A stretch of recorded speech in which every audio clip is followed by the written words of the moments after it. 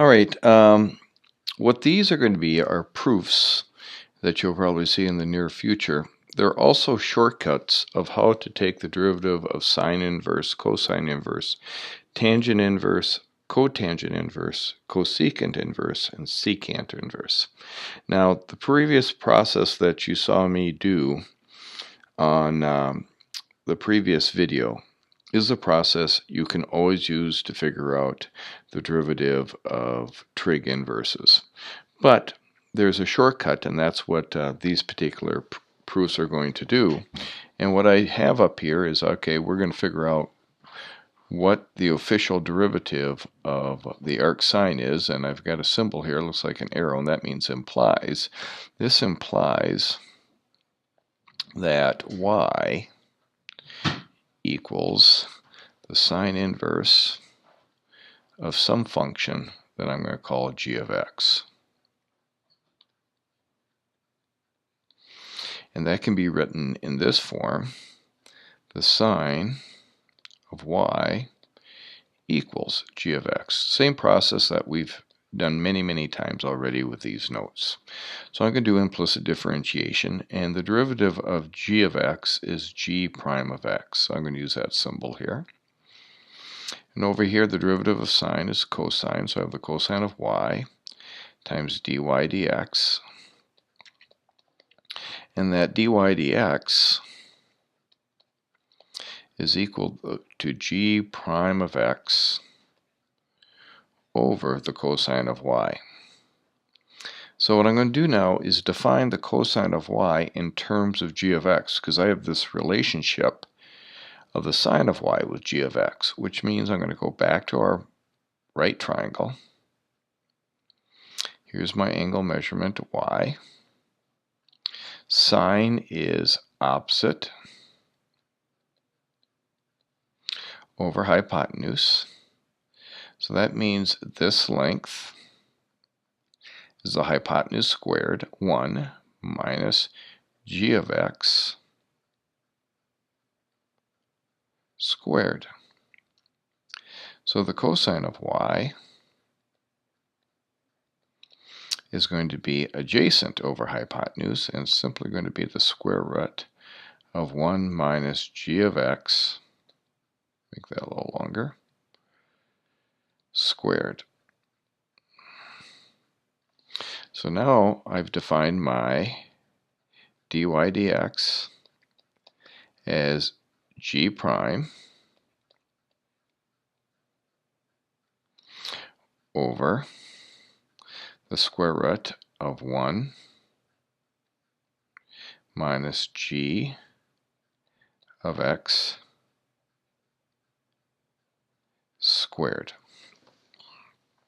Right? And we're going to look at some problems that are like that in a little bit.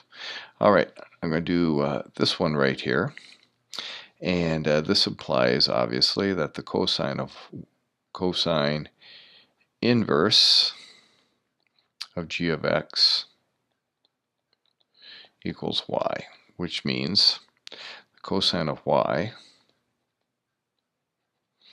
equals g of x, which means the negative sine of y times dy dx equals g prime of x.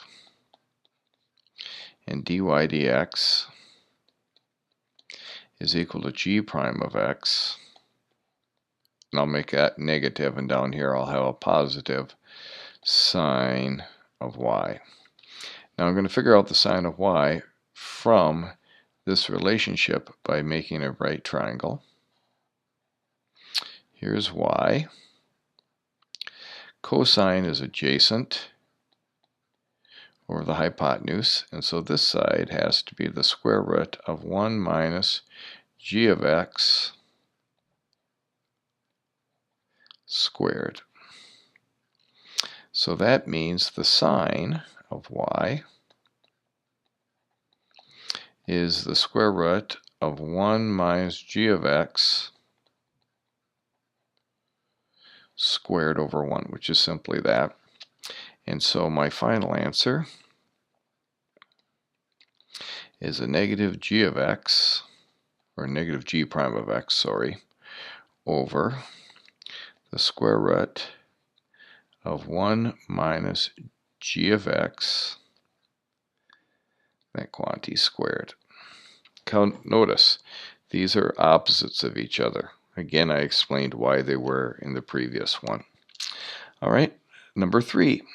The arctangent implies that y equals the tangent inverse of g of x, which means that the tangent of y, tangent of some angle, is equal to this function g of x. So that's secant squared y times dy dx is equal to g prime of x, which means dy dx is equal to g prime of x over secant squared of y. Now, I talked about the relationship previously of secant squared and cosine squared. 1 over secant squared is cosine squared, so I can simply say this is g prime of x times cosine squared of y. Now, what is cosine squared of y? Well, from this, I'm going to have a right triangle. Here's y. Tangent is opposite over adjacent. And so this side must be 1 plus g of x squared.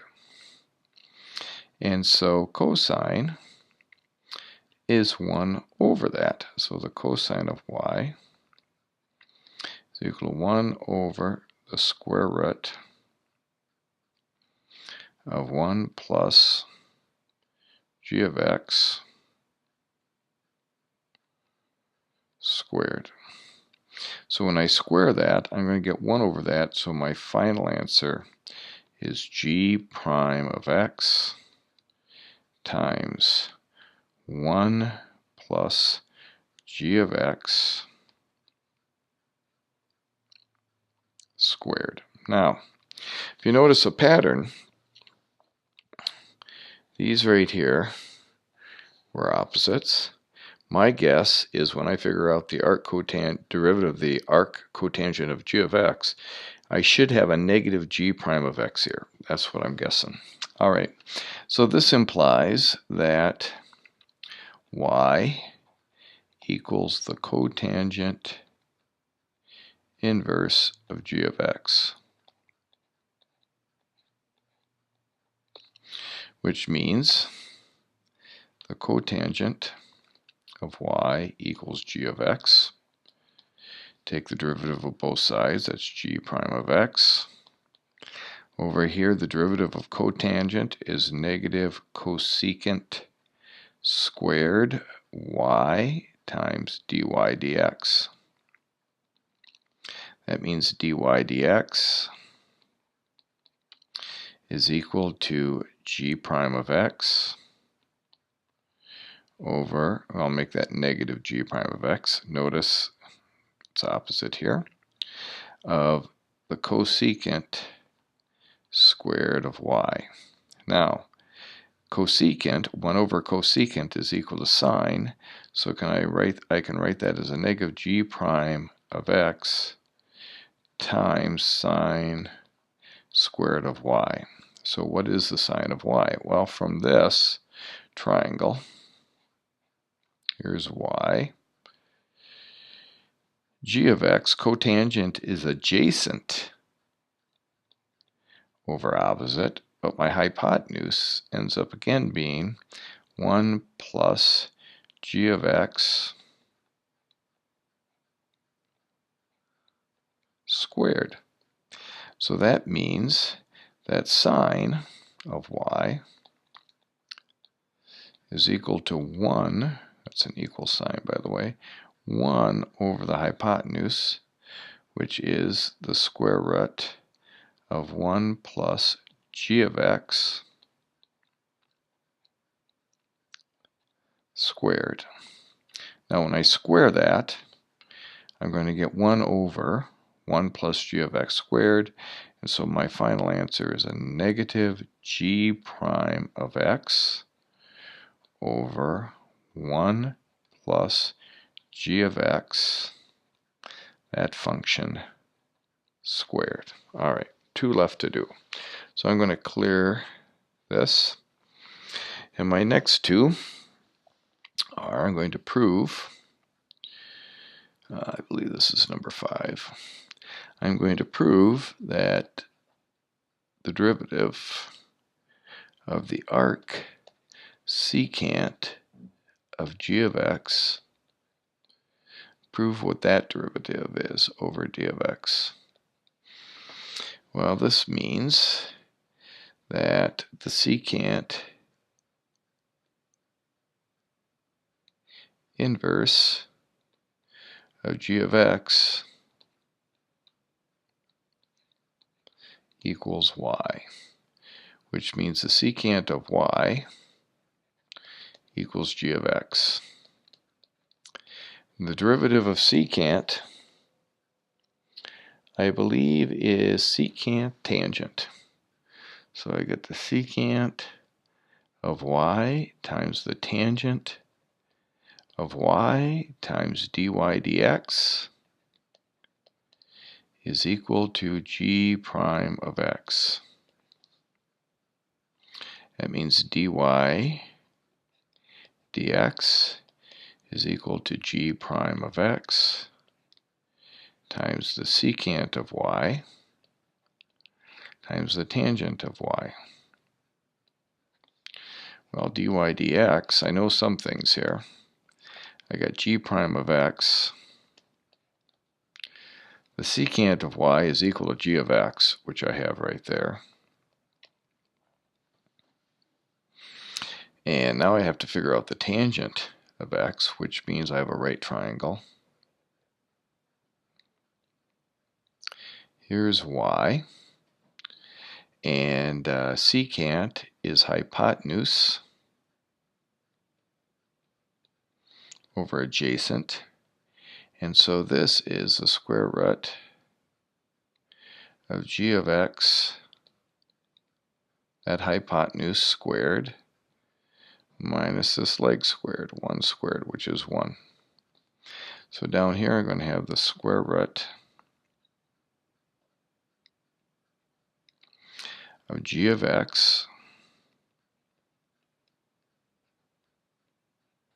squared minus 1. Now, if you look at the particular chapter of the graphs, and those are on, let me just tell you what page here.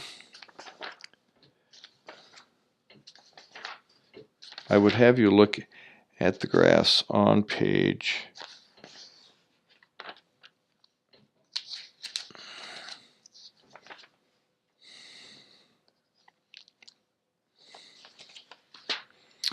367 and look at the inverse of secant. And if you look at it, the graph looks like kind of like this. There's an asymptote here. And one graph looks like this, and the other one looks like this. And if you notice those, they're increasing. So the tangents, slope of the tangents are always positive. So this needs to be sure that this is positive here. So we put the absolute value around that. All right? So that's the official definition of the derivative of the arc secant. All right, now I'm going to put a kind of separator here. And I'm going to do the same thing with cosecant. And my guess is going to look the same, but this is going to be negative. So here's my proof. This is my last proof of this video. And hopefully you've been able to follow along. So I have the arc cosecant of g of x, taking that derivative. That implies that the secant, oops, need to undo that, cosecant inverse of g of x equals some angle measurement I'm going to call y. That means the cosecant of y equals g of x. The derivative of cosecant is negative cosecant y times cotangent y, and that's, dy dx, almost forgot. That's the chain, is equal to g prime of x. That means dy dx. Now I have this negative sign here, so I'm going to make that negative g prime of x. And down here I'm going to have the cosecant of y times the cotangent of y. Well, the cosecant of y is g of x, so dy dx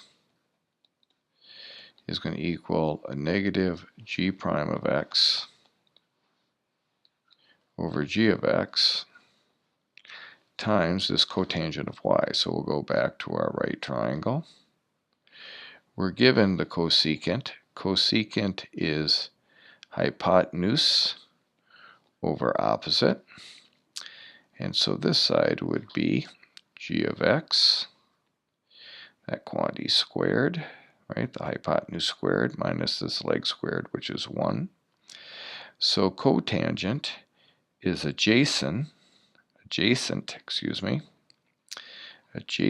over opposite, which is the square root of g of x, that function squared, minus 1. So I have the square root of g of x squared minus 1. Now, if you look again on page 367, you will see that the arc cosecant or cosecant inverse looks something like this. One part branch is going down, and then there's a branch like this. And if you look at these tangent lines, they're all negative. So again, I need to make g of x positive because I already have a negative numerator. And so I'm going to put the absolute value around g of x, and that's our official definition.